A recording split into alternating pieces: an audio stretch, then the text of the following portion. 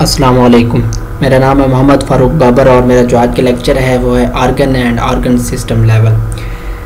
Previous lecture में हम पढ़ चुके हैं कि जो मल्टी सेलुलर ऑर्गेनिजम्स होते हैं उनमें डिफरेंट काइंड्स ऑफ टिश्यूज़ पाई जाती हैं। तो वो डिफरेंट काइंड्स ऑफ टिश्यूज़ आपस में कंबाइन होती हैं, ऑर्गेनाइज्ड होती हैं, मिलते हैं टिश्यूज़, तो वो एक ग्रुप बना देते हैं जो कि स्पेसिफिक फंक्शन को परफॉर्म करने के लिए स्पेशलाइज होता है। उस ग्रुप को हम जो कि डिफरेंट टिश्यूज़ पर मुश्तमिल होता है उसको हम आर्गन कह सकते हैं। आर्गन की अगर हम डेफिनेशन देखें तो आर्गन उन डिफरेंट काइंड्स ऑफ टिश्यूज़ का एक ग्रुप होता है जो कि स्पेसिफिक फंक्शन को परफॉर्म करने के लिए स्पेशलाइज्ड होते हैं। तो वो जो टिश्यूज़ होते हैं, डिफरेंट टाइप ऑफ टिश्यूज़, वो एक कॉमन फंक्शन को परफॉर्म करते हैं।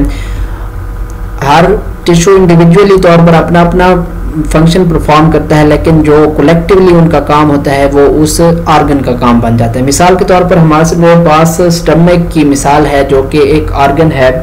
तो इसमें टू टाइप्स ऑफ टिश्यूज पाए जाते हैं। First one is epithelial tissue and second one is muscular tissues. Epithelial tissues को हम ग्लैंडुलर टिश्यूज भी कह सकते हैं।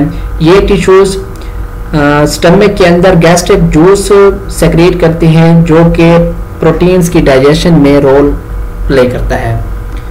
इसके बाद मस्कुलर टिश्यूज है। मस्कुलर टिश्यूज स्टमक की वॉल्स में प्रेजेंट होते हैं और ये फूड की ग्राइंडिंग यानी कि फूड को पीसने में और फूड की मोशन में इस्तेमाल होते हैं।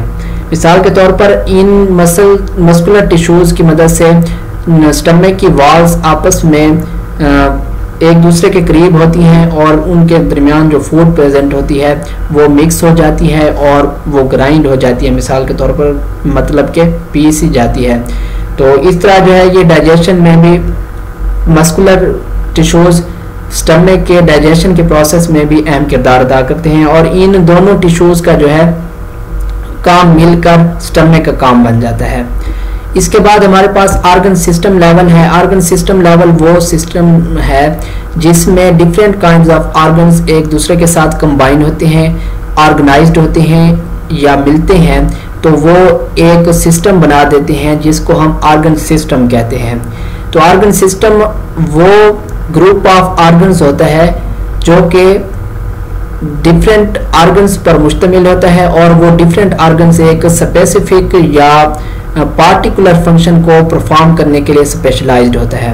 मिसाल के तौर पर हमारे पास डाइजेस्टिव सिस्टम की एग्जांपल है। तो ह्यूमन में डाइजेस्टिव सिस्टम जो है वो डिफरेंट ऑर्गन्स पर मुश्तमिल होता है। मिसाल के तौर पर हमारे पास ओरल कैविटी होती है जो डाइजेस्टिव सिस्टम में प्रेजेंट होती है, इंक्लूड होती है। इसके बाद स्टमक होता है, इसके बाद स्मॉल इंटेस्टाइन होती है, लार्ज इंटेस्टाइन होती है, लिवर होता है और पेंक्रियाज होते हैं। तो ये डिफरेंट टाइप ऑफ ऑर्गन्स होते हैं जिस तरह ये डायग्राम में दिखाए गए हैं। तो ये डिफरेंट टाइप ऑफ ऑर्गन्स अपना अपना काम परफॉर्म करते हैं, लेकिन इनका जो काम होता है वो कलेक्टिवली उस ऑर्गन सिस्टम का काम बन जाता है। तो उसकी मिसाल डाइजेस्टिव सिस्टम है। इसकी मिसाल हम इस तरह भी ले सकते हैं कि अगर कोई क्रिकेट की टीम है तो उसमें जो हर बंदा है उसका अपना अपना काम है कि कोई विकेट कीपर है, कोई बॉलर है, कोई बैट्समैन है, कोई फील्डर है, तो वो अपना अपना काम परफॉर्म करते हैं, लेकिन कलेक्टिवली उनका काम जो है वो एक टीम का काम बन जाता है। इसी तरह ही मिसाल इसी ऑर्गन सिस्टम की है कि इसमें हर ऑर्गन अपना अपना काम परफॉर्म करता है, लेकिन उनका जो काम होता है वो कलेक्टिवली उस सिस्टम का काम बन जाता है। तो इसको हम ऑर्गन सिस्टम कहते हैं।